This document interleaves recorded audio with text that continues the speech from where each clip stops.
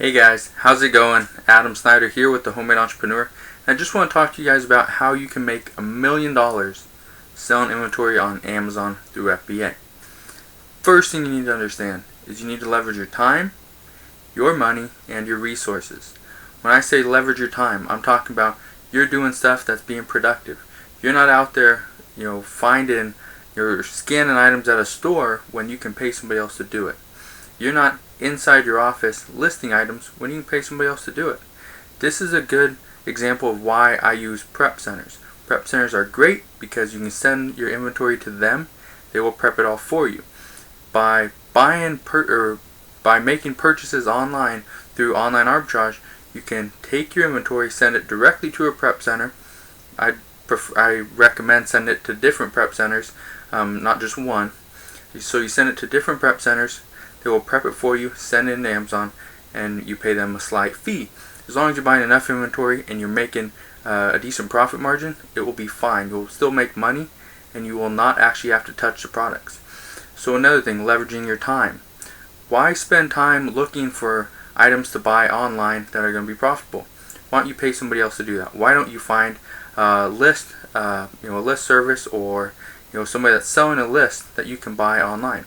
I offer lists as well over on Gumroad. You can go to gumroad.com/homemade-entrepreneur, put in your email address, sign up for it, and I send out updates every so often when I have an email list or online arbitrage list. I will send you an email. There's other people that do it as well. Okay, so use those, leverage their resources, their time, and you can actually save a little bit of time, make some more money. Leveraging your money. I say this all the time. When you are spending your money, why don't you buy a discounted gift card? Why don't you take a credit card, buy a discounted gift card, then when that stuff sells, you're paying off your credit card. Every month, make sure you have a zero balance on your credit card, because when you do that, you can leverage your credit instead of your money. So your money is still available if you want to spend it on whatever you want to.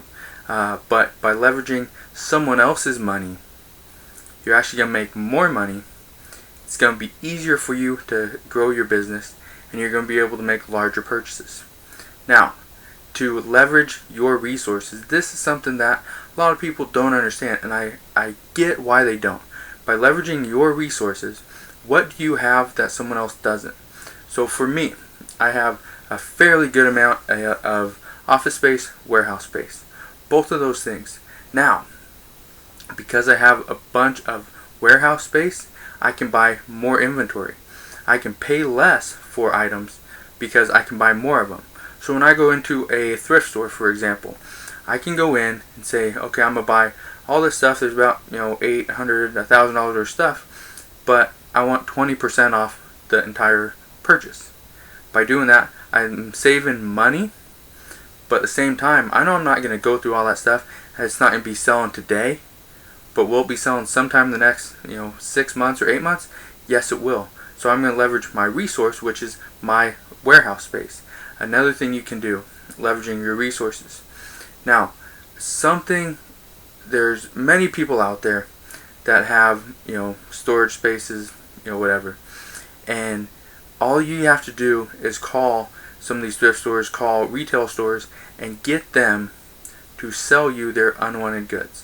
So for a retail store such as Walmart, you can go in, talk to the manager, and you can get their clearance items that they are pulling, that they are no longer selling, or that they have not even pulled out onto the floor.